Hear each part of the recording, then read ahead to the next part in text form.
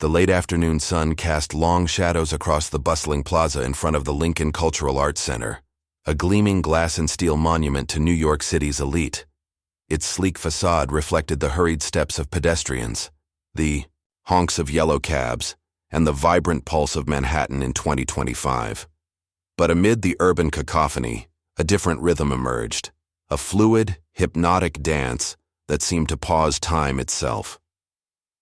16-year-old Lila Carter moved with a grace that belied her circumstances. Her worn sneakers glided across the cracked pavement of the public square, her arms arcing through the air like whispers of a melody only she could hear.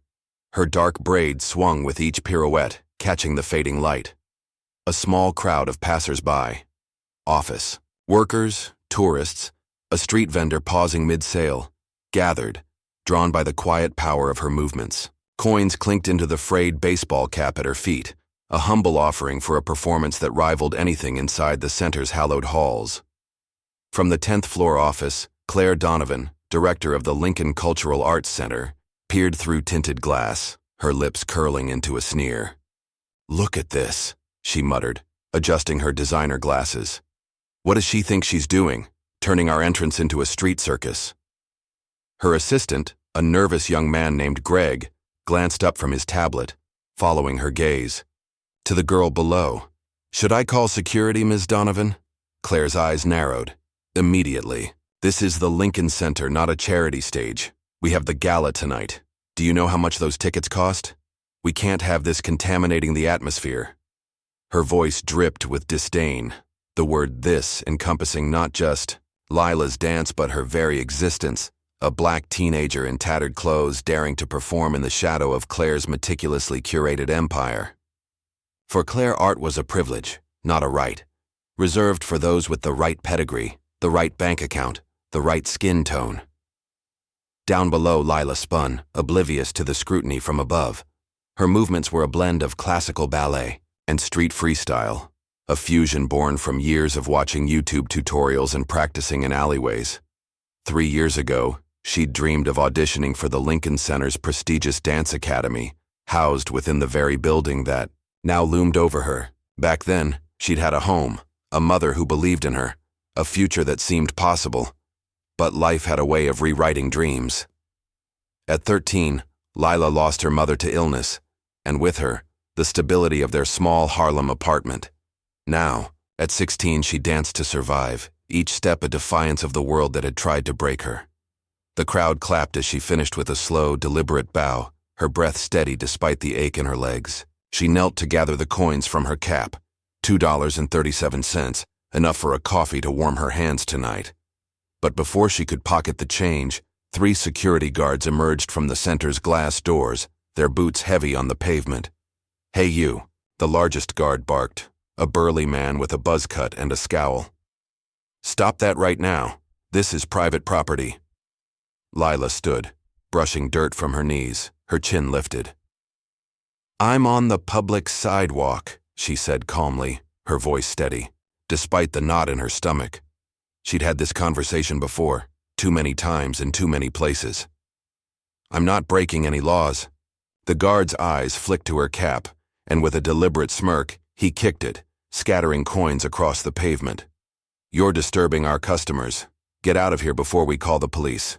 Lila's jaw tightened, but she held his gaze, kneeling again to pick up the coins one by one. Each clink against her palm was a reminder of her mother's voice. "Hold your head high, Lila. They can take a lot from you, but never your dignity." The crowd murmured, some stepping back, others filming the scene on their phones. Lila didn't look at them. She focused on the coins, her fingers steady, her heart pounding with a quiet rage she'd learned to channel into her dance. Across the street, a sleek black Tesla slowed to a stop. Inside, 12-year-old Ethan Marshall pressed his face to the window, his hazel eyes wide with wonder. "Dad, stop the car," he said, his voice urgent, a spark of excitement breaking through his usual quiet demeanor. "That girl, she dances, like Mom used to talk about." David Marshall, Ethan's father and a tech mogul whose name graced skyscrapers across the city, glanced at his son, then followed his gaze. Ethan, born with spina bifida, rarely showed enthusiasm anymore. The past 2 years had been a blur of grief and frustration since his mother's death in a car accident. Ethan's physical therapy sessions, once a source of hope, had become a battleground of his growing despair. But now, watching Lila, Ethan's face lit up in a way David hadn't seen in months. David pulled over, his eyes narrowing as he took in the scene. The guards loomed over Lila, their postures aggressive, but she moved with a quiet dignity that struck him. He'd built his empire on reading people, and something about this girl, her poise, her refusal to cower, reminded him of the fighters he admired most in the boardroom. "Why are they being mean to her, Dad?"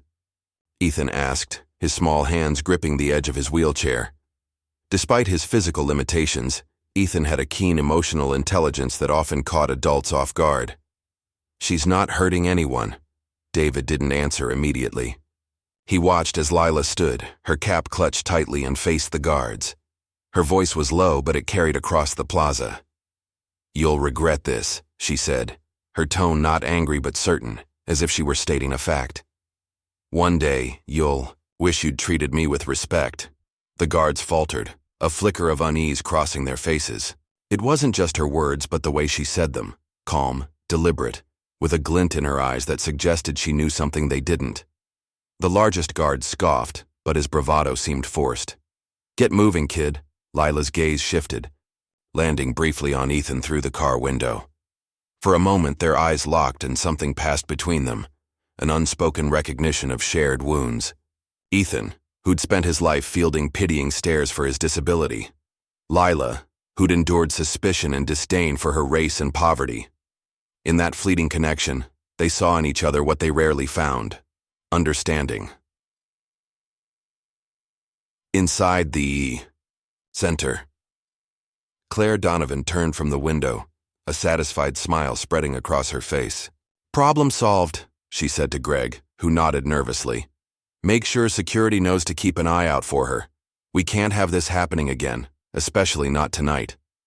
Claire had spent 2 decades building the Lincoln Center into a bastion of exclusivity, a place where the city's elite could bask in the glow of high art without the messiness of the real world. Lila's presence, her undeniable talent displayed so brazenly outside her carefully controlled domain, felt like a personal insult. Claire didn't know it yet, but her decision to expel Lila from the plaza was the first crack in the foundation of her empire.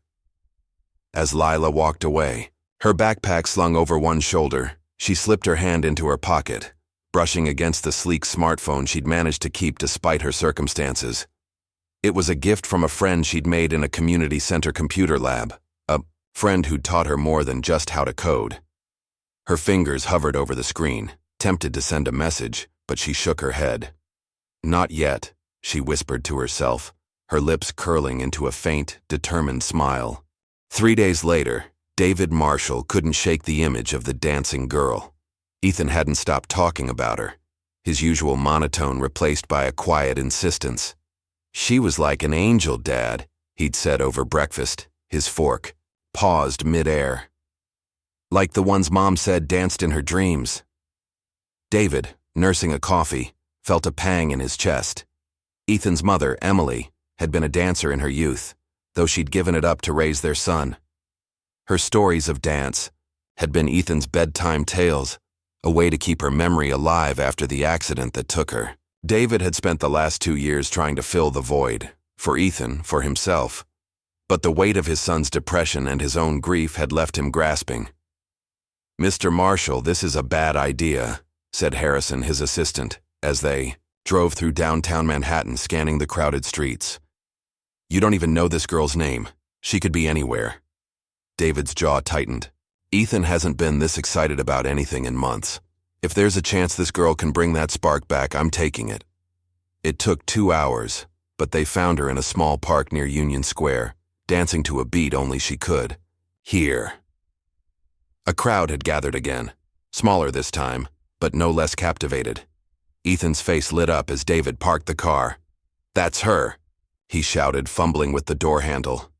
Lila stopped mid-spin as David approached, Ethan's wheelchair rolling beside him.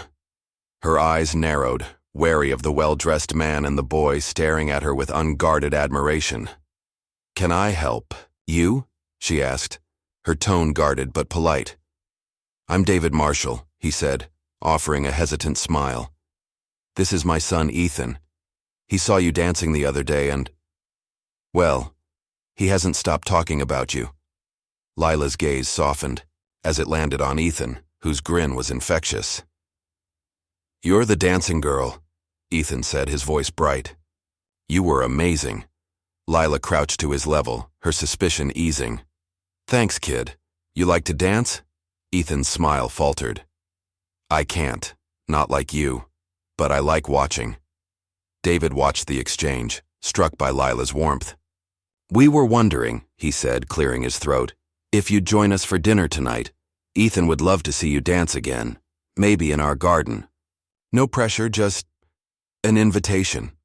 Lila hesitated, her hand tightening on her backpack strap. She'd learned to be cautious. People didn't offer kindness without strings, especially not rich men in fancy cars. But something in Ethan's eyes so open and hopeful made her pause. "Okay," she said finally, "but just dinner, and I pick the music." That evening, the Marshall mansion in the Upper East Side glowed with warm lights, its sprawling garden a stark contrast to the concrete jungle Lila knew. Ethan sat on the patio, his wheelchair parked beside a table laden with food: roast chicken, mashed potatoes, a salad vibrant with greens. Lila, still in her worn hoodie, felt out of place amid the opulence, but Ethan's excitement was disarming. "Show me something cool," Ethan said, his eyes wide as Lila set up a small Bluetooth speaker, its tinny sound filling the air with a hip-hop beat. Lila grinned. "All right, but you're joining in." She adapted her movements, slow and deliberate, guiding Ethan to sway his arms from his chair.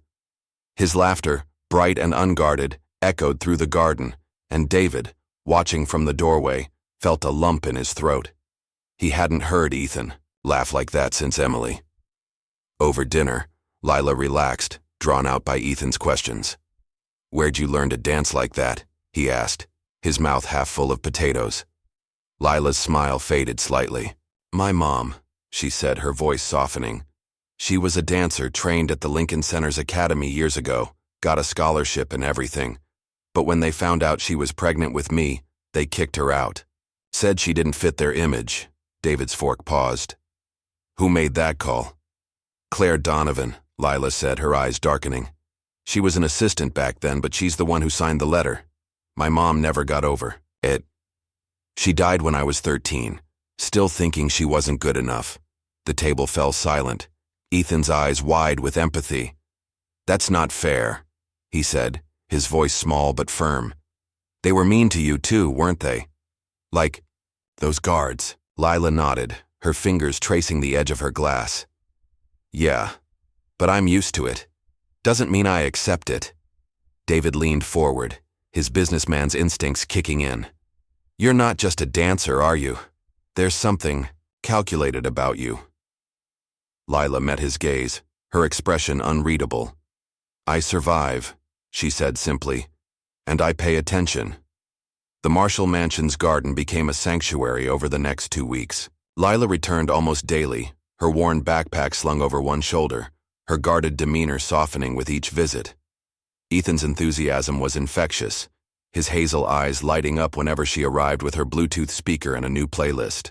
The garden, with its manicured hedges and stone fountain, was an unlikely stage for a homeless teenager, but Lila transformed it into a space of possibility. She taught Ethan simple movements, arm waves, gentle sways, that he could manage from his wheelchair, each session coaxing laughter and confidence from the boy who'd once retreated into silence.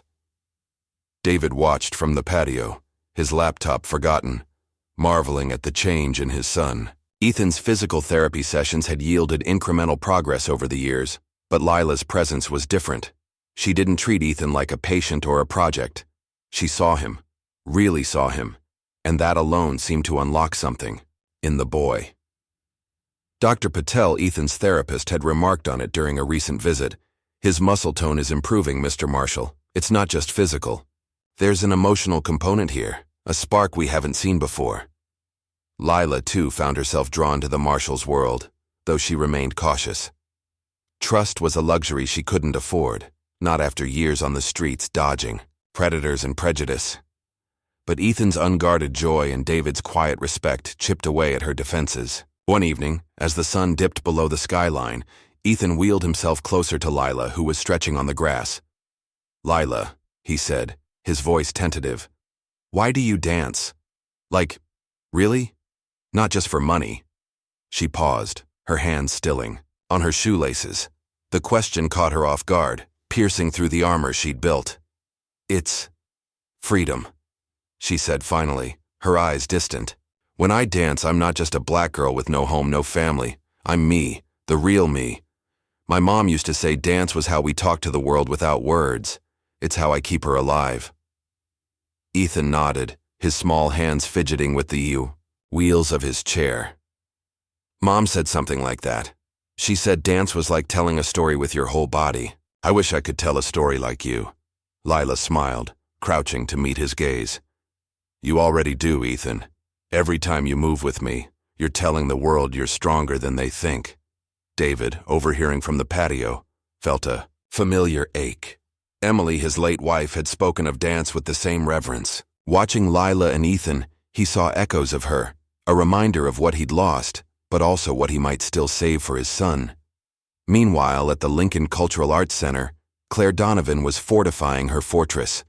The gala, an annual event that drew New York's elite, billionaires, politicians, art patrons, was 3 weeks away, and Claire was determined to ensure nothing tarnished its prestige.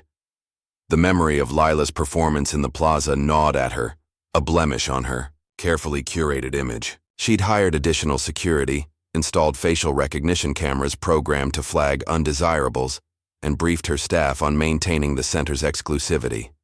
"We cannot afford another incident," she told her team during a morning meeting, her voice sharp as she paced the boardroom. "Our reputation depends on standards. The gala is our biggest fundraiser, $10 million last year. We don't need street performers scaring away our donors." Greg, her assistant, shifted uncomfortably.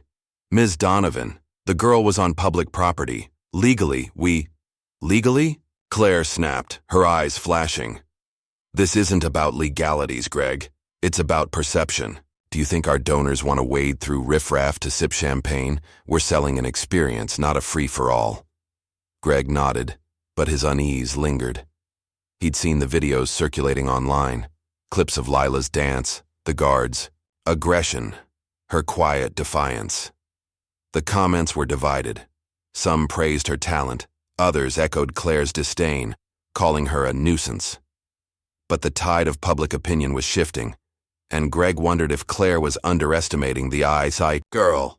Lila wasn't just dancing in the Marshall Garden, she was planning. Each night after Ethan went to bed and David offered her a ride to the shelter, she slipped into a 24-hour coffee shop, her smartphone glowing in the dim light. The device, a lifeline from her days at a community center's tech program, was her secret weapon.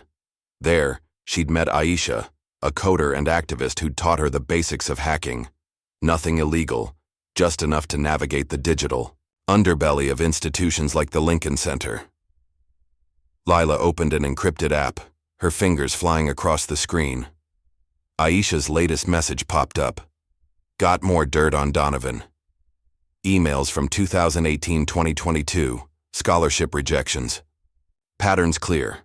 Black and Latino kids with high scores rejected for cultural fit. Check the folder." Lila's heart raced as she opened the shared drive. Pages of documents loaded, letters signed by Claire, emails to board members, even a memo outlining preferred demographics for the academy. It was damning, a paper trail of systemic discrimination stretching back years. Lila's mother, Aisha had discovered, was just one of many victims. Claire had built her career on exclusion, ensuring the Lincoln Center remained a playground for the white elite. Another message from Aisha. "Financials are trickier. Looks like she's been skimming diversity funds, but I need more time to trace the accounts. Be careful, Lila. She's got eyes everywhere." Lila leaned back, her coffee growing cold. She'd spent 3 years surviving on the streets, but also learning, observing, listening, connecting. Aisha's group, a loose network of activists exposing institutional injustice, had seen potential in Lila's story. Her invisibility as a homeless black girl made her the perfect infiltrator, slipping through the cracks of a system that ignored her. But this wasn't just about revenge. It was about justice. For her mother, for herself, for every kid Claire had dismissed. Back at the mansion, Lila's visits became a routine. She and Ethan experimented with new routines, blending hip-hop with ballet, his laughter filling the garden. David joined them one evening, his tie loosened after a long day. "You're good for him," he said to Lila as they watched Ethan practice a clumsy arm wave. "I haven't seen him this alive since Emily." Lila nodded, her guard still up but softening. "He's good for me too. Reminds me why I keep going." David studied her, his businessman's instincts picking up on the undercurrent of her words. "There's more to you than dancing, isn't there? You've got a fire in you, Lila. What's driving it?" She hesitated, weighing how much to reveal. David was kind, but he was still a stranger, a rich white man, the kind she'd learned to distrust. But Ethan's trust in her, his unguarded joy, made her take a chance. "It's not just dancing," she said finally. "It's about proving something. My mom was a dancer, better than anyone in that fancy center. Claire Donovan took that from her, and I'm not letting her take it from me." David's eyes narrowed. "Claire Donovan? The director?" Lila nodded, her voice steady. "She's been keeping people like me out for years. Not just me. Dozens of kids, black, Latino, poor. She picks who gets to shine, and it's never us." David leaned forward, his interest piqued. "You have proof?" Lila's lips curved into a faint smile. "I'm working on it." The gala was a week away, and Claire was in her element, schmoozing with donors over cocktails in her office. The guest list included senators, CEOs, and David Marshall, whose tech empire made him one of the center's top benefactors. Claire had spent months securing his $2 million pledge, a cornerstone of the gala's fundraising goal. She couldn't afford any missteps. But trouble was brewing. Lila, with Aisha's help, had accessed a new batch of files, bank statements showing transfers from the center's diversity fund to an offshore account linked to Claire. The amounts were staggering, $750,000 over 3 years, siphoned from programs meant to support underrepresented artists. Lila's hands trembled as she read the evidence, her mother's face flashing in her mind. This wasn't just discrimination. It was theft, betrayal of the very communities Claire claimed to serve. Lila shared the findings with David during her next visit, trusting him enough to show him the files on her phone. His face darkened as he scrolled through the documents. "This is explosive," he said, his voice low. "If this goes public, she's finished." "I don't just want her finished," Lila said, her eyes fierce. "I want the center to change. For kids like me, like Ethan, to have a chance." David nodded, a plan forming. "The gala. It's the perfect stage. Everyone who matters will be there. Media, donors, politicians. If we expose her then, she can't hide." Lila hesitated. The gala was a fortress, crawling with security and Claire's loyalists. But David's resources, his wealth, his influence could open doors she'd never breach alone. "Okay," she said finally, "but we do it my way. No one gets hurt, and the truth speaks for itself." Ethan, listening from his chair, piped up. "You're like a superhero, Lila. You're gonna save everybody." She laughed, ruffling his hair. "Not a superhero, kid. Just a dancer with a plan." The night before the gala, Lila sat in the coffee shop, finalizing her strategy with Aisha over a secure call. "We've got the video ready," Aisha said, her voice crackling through the earbuds. "Emails, financials, a recording of Claire, telling her board to keep the riffraff out. It's airtight." "You sure about this, Lila? Once it's out, there's no going back." Lila stared out the window at the neon-lit street. "I've got nothing to lose," she said. "This is for Mom, for Ethan, for every kid they've crushed. Let's do it." The Lincoln Cultural Arts Center glittered under the Manhattan skyline, its glass facade reflecting a kaleidoscope of city lights. Inside, the grand ballroom buzzed with the elite, men in tailored tuxedos, women in shimmering gowns, their laughter mingling with the clink of champagne flutes. The annual gala, a showcase of wealth and prestige, was Claire Donovan's crowning achievement, a night where million-dollar donations were secured with a smile and a handshake. Tonight, she expected to announce a record-breaking $12 million in pledges, cementing her legacy as the center's untouchable director. Claire moved through the crowd like a queen, her crimson dress hugging her frame, her smile polished to perfection. She paused to charm a senator, then a hedge fund manager, her words as calculated as her guest list. "We're shaping the future of art," she said to a group of donors, her voice smooth. "Your support ensures excellence remains uncompromised." The crowd nodded, entranced, unaware of the storm brewing beyond the ballroom's gilded walls. Outside, Lila Carter stood in a shadowed alley across the street, her breath visible in the cool night air. She wore a simple black dress David had arranged for her, its elegance a stark contrast to her usual hoodie and sneakers. Her backpack, slung over one shoulder, held her smartphone and a USB drive loaded with the evidence she and Aisha had spent weeks compiling. Her heart pounded, but her hands were steady. This was it, the moment she'd been building toward for 3 years. David's Tesla pulled up beside her, and Ethan's face appeared at the window, his grin wide despite the tension. "You look like a movie star, Lila," he said, his voice muffled through the glass. Lila laughed, her nerves easing slightly. "Thanks, kid. You ready to help me shake things up?" Ethan nodded, clutching a small remote control David had given him. "I'm ready. Let's make them see you." David stepped out, his expression a mix of determination and unease. "Security's tight," he said, glancing at the center's entrance, where guards scanned guest IDs with handheld devices. "Claire's got facial recognition cameras at every door. You sure you want to walk in there?" Lila met his gaze, her eyes fierce. "I'm not sneaking in, David. I'm walking through the front door. They need to see me. Really see me." David nodded, respecting her resolve. "I've got your back. The tech team's ready to patch Aisha's video into the ballroom system. Ethan's got the trigger." He handed Lila a sleek earpiece. "Aisha's on comms. She'll guide you through." Lila slipped the earpiece in, Aisha's voice crackling. To life. "You're clear, Lila. Cameras are looped for the next 10 minutes. Thank me later. Get to the main hall and I'll handle the rest." Lila took a deep breath, her fingers brushing the USB drive in her pocket. "Let's do this." Inside, the gala was in full swing. A string quartet played Vivaldi, and waiters glided through the crowd with trays of hors d'oeuvres. Claire took the stage, her smile radiant as she tapped the microphone. "Ladies and gentlemen," she began, her voice echoing through the hall. "Tonight, we celebrate art's enduring power. Thanks to your generosity, we're about to announce a historic donation that will elevate the Lincoln Center to new heights." The crowd applauded, but Claire's eyes darted to the side where Greg, her assistant, signaled nervously.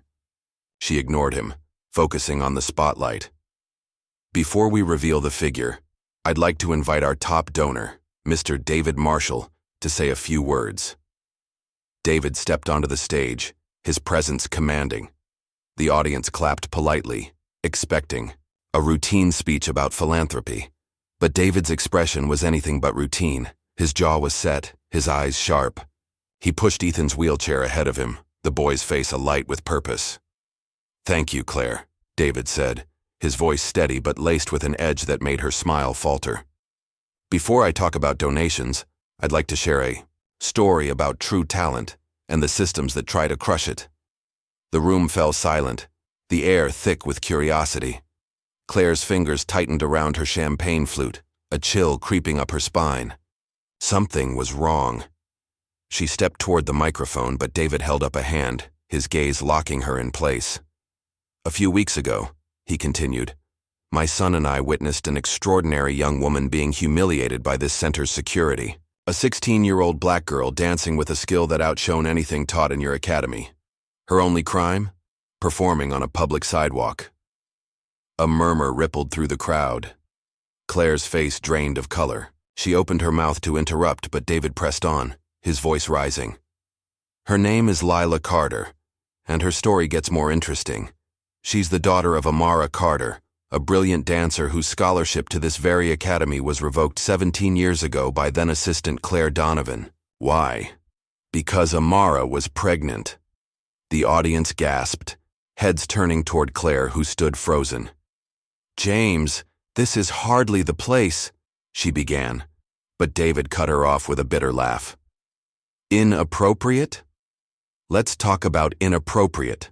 He pressed the remote in his hand, and a giant screen descended behind the stage, flickering to life.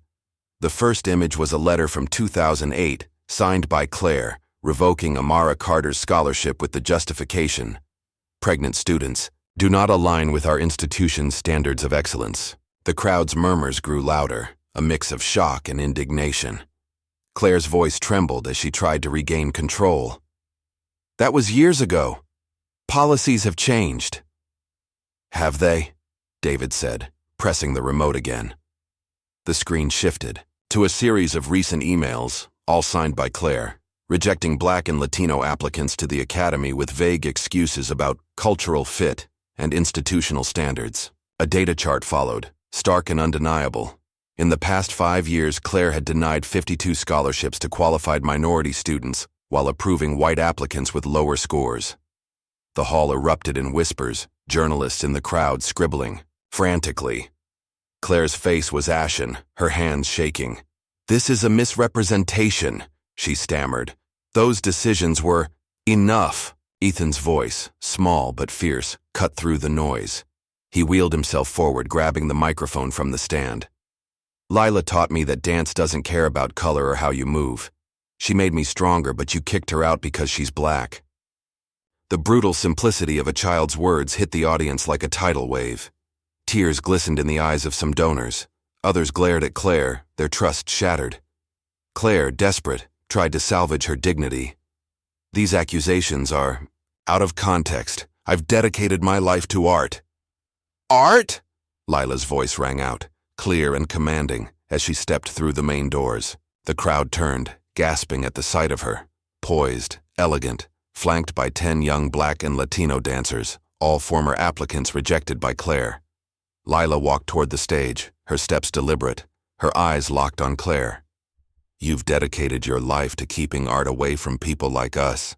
The screen flickered again, this time showing financial records, bank transfers from the center's diversity fund to an offshore account in Claire's name. Aisha's voice crackled in Lila's earpiece. "Got the audio cued. Hit it now." Lila nodded subtly, and the speakers blared with Claire's voice recorded in a board meeting. "We need to maintain our standards. This center isn't a charity for inadequate people." The audience recoiled, the words a damning confession. The final blow was a spreadsheet detailing $750,000 in embezzled funds, money meant for diversity programs, funneled into Claire's personal accounts over 3 years. Claire collapsed into a chair, her face buried in her hands. The crowd, which had applauded her minutes earlier, now stared with contempt. Journalists' cameras flashed, live streams broadcasting the scandal to millions. Claire Donovan exposed began trending worldwide within minutes. Lila took the stage, her presence commanding, despite her youth. "For 17 years you destroyed dreams," she said, her voice steady but piercing. "My mother died believing she wasn't good enough. How many others carried that weight because of you?"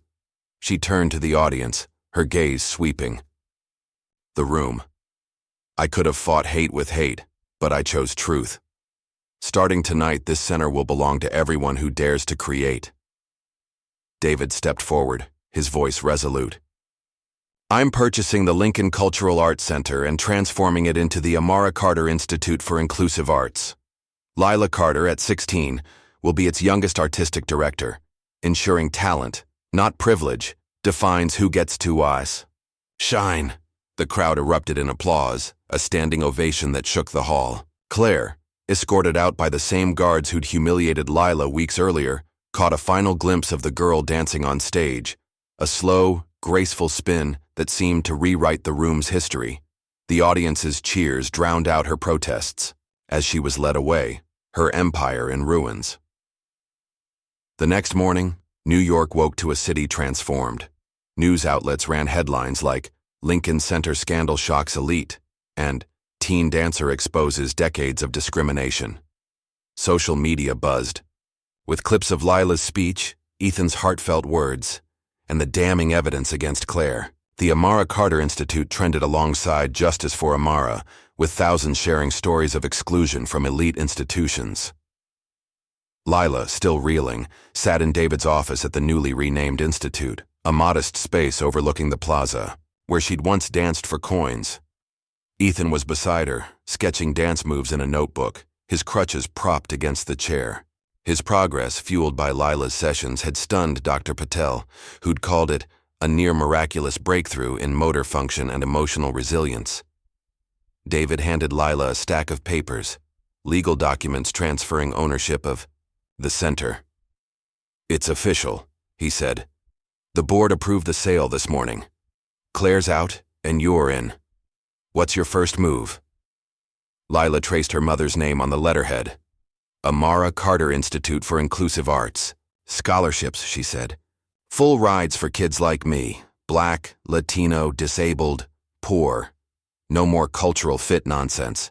And free classes for kids like Ethan, using dance as therapy." Ethan grinned. "Can I help teach? I'm getting pretty good at arm waves." Lila laughed, ruffling his hair. "You're hired, kid." Across town, Claire sat in her Upper West Side apartment, now a one-bedroom rental, a far cry from her former penthouse. Her phone buzzed with rejection emails. Every cultural institution, gallery, and even community center had blacklisted her. The lawsuit filed by the city, citing embezzlement and discriminatory practices, demanded repayment of the $750,000, plus fines that left her bankrupt. Her former allies, the elite she'd courted for decades, avoided her calls, their silence, louder than any verdict. The evening news played in the background, showing Lila at a press conference outside the institute. "This isn't about revenge," she said, her voice steady before a sea of microphones. "It's about building something better. Art belongs to everyone, not just the privileged few." Claire switched off the TV, her hands trembling. For the first time, she saw the truth she'd spent years denying. Her power had come from exclusion, not excellence. But the realization came too late. Her legacy was ashes, while Lila's was just beginning. 6 months after the gala that shattered Claire Donovan's empire, the Amara Carter Institute for Inclusive Arts stood as a beacon of change in the heart of New York City. The Lincoln Cultural Arts Center's sterile glass facade had been transformed, its entrance now adorned with a vibrant mural of Amara Carter, Lila's mother, mid-dance, her silhouette surrounded by a kaleidoscope of colors and faces: Black, Latino, Asian, disabled, young, old. The mural's inscription, painted in bold letters, read, "Talent knows no color, class, or limitations, only hearts open to recognize it." Inside, the institute buzzed with life. The grand ballroom, once reserved for elite galas, now echoed with the laughter of children, the rhythm of hip-hop beats, and the soft strains of classical violins. Lila, now 17, stood at the center of it all, her clipboard in hand, directing a rehearsal of 50 young dancers from across the city. They were a mosaic of backgrounds: Harlem, the Bronx, Queens, some from shelters, others with disabilities, united by a shared passion for dance and a chance they'd never had before. Once more, with feeling, Lila called, her voice carrying the authority of someone twice her age. She moved through the group, adjusting a girl's posture, high-fiving a boy who nailed a spin. Her braids were tied back, her worn sneakers replaced by new ones, a gift from Ethan, who'd insisted she needed superhero shoes for her new role. Ethan, now 13, sat in the front row, no longer confined to his wheelchair. Special crutches, custom designed by a team David had hired, supported his weight as he watched the rehearsal, sketching dance moves in his notebook. His progress had stunned medical experts. Dr. Patel, his therapist, had published a paper on what she called the Carter effect, attributing Ethan's motor improvements to the emotional and physical synergy of Lila's dance sessions. Universities, from Johns Hopkins to Stanford, were studying his case. hailing it as a breakthrough in art-based therapy. Lila caught Ethan's eye and winked.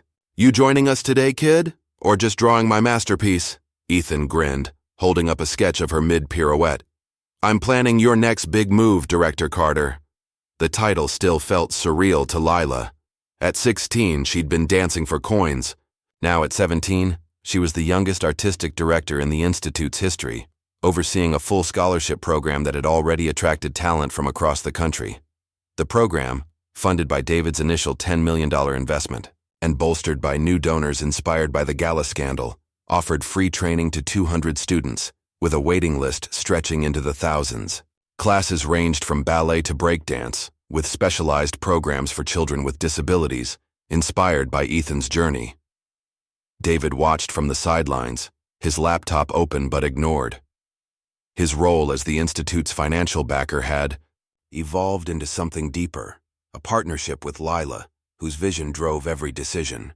He'd stepped back from his tech empire, delegating day-to-day operations to focus on the Institute's expansion. Plans were underway for new branches in Los Angeles, Chicago, and Atlanta, each modeled on Lila's inclusive ethos.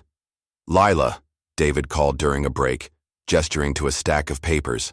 "Harvard sent another invitation. They want you to speak at their diversity summit next month. Oxford and the Sorbonne are on the line, too." Lila laughed, wiping sweat from her brow. "What's a homeless kid from Harlem got to say to a bunch of professors?" Ethan piped up, his voice earnest. "You tell them how you changed everything, how you made art for everybody." Lila's smile softened. "Maybe I will, kid, but only if you come with me."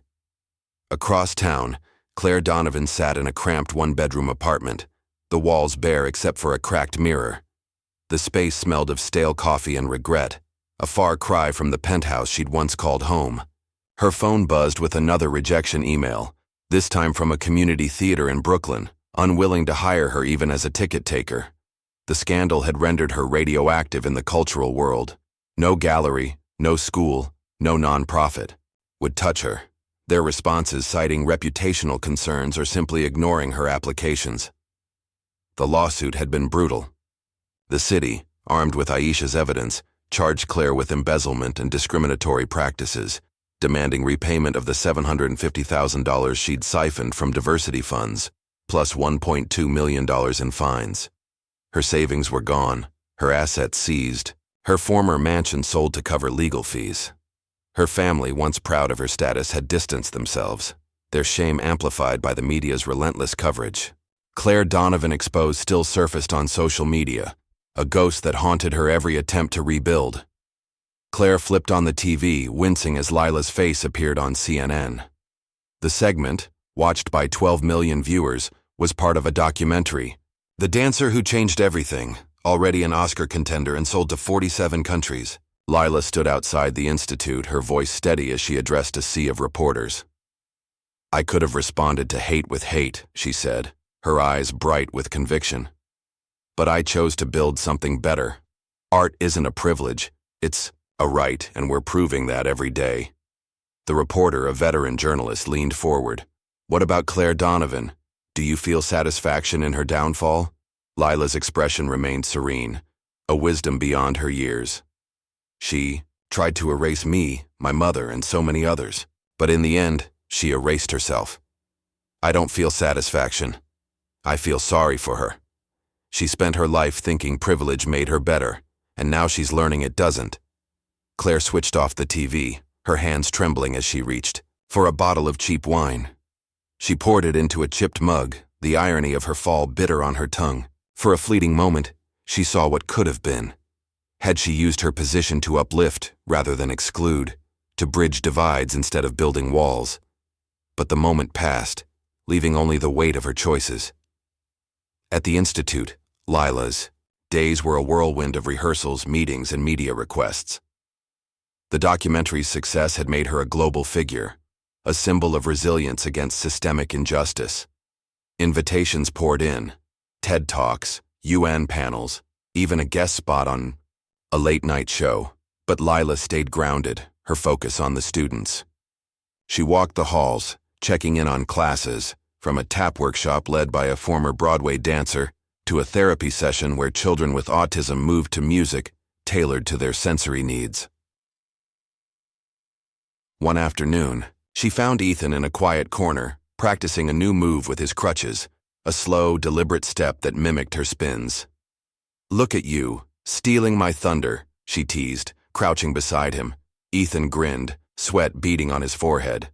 "Dr. Patel says I might walk without crutches someday. Because of you."